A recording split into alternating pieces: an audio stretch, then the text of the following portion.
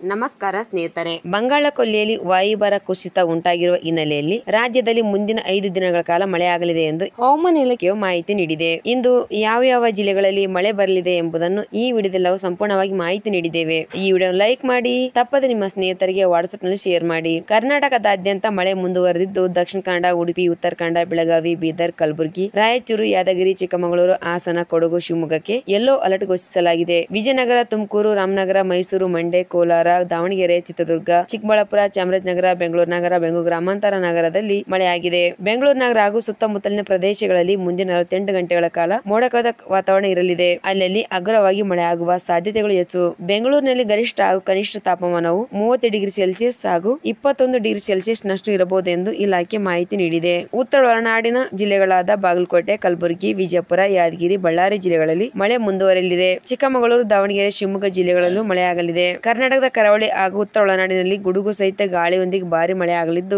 ಜನರು ಹಾಗೂ ಮೀನುಗಾರರಿಗೆ ಎಚ್ಚರಿಕೆಯಿಂದಿರಲು ಹವಾಮಾನ ಇಲಾಖೆ ತಿಳಿಸಿದೆ. ದಕ್ಷಿಣ ಕನ್ನಡ, ಬಾಗಲಕೋಟೆ, ಬೆಳಗಾವಿ, ಉಡುಪಿ, ಕಲಬುರಗಿ, ರಾಯಚೂರು, ಬಳ್ಳಾರಿ, ಚಿಕ್ಕಮಗಳೂರು, ಉತ್ತರ ಕನ್ನಡ, ಬೀದರ್, ವಿಜಯಪುರ, ಯಾದಗಿರಿ, ದಾವಣಗೆರೆಯಲ್ಲಿ, ಶಿವಮೊಗ್ಗ ಜಿಲ್ಲೆಗಳಲ್ಲಿ ಹೆಚ್ಚು ಮಳೆ ಸುರಿದಿದೆ. ಕರ್ನಾಟಕ ಕರಾವಳಿಯಲ್ಲಿ ಗಂಟೆಗೆ 35 ರಿಂದ 45 ಕಿಲೋಮೀಟರ್ ವೇಗದಲ್ಲಿ ಗಾಳಿ ಬೀಸಲಿದೆ. ಸಮುದ್ರ ತೀರದಲ್ಲಿ 55 ಕಿಲೋಮೀಟರ್ ವೇಗದಲ್ಲಿ ಗಾಳಿ ಬೀಸುವ ಸಾಧ್ಯತೆ ಇರುವುದರಿಂದ ಮೀನುಗಾರರು ಸಮುದ್ರಕ್ಕೆ ಇಳಿಯದಂತೆ ಸೂಚಿಸಲಾಗಿದೆ.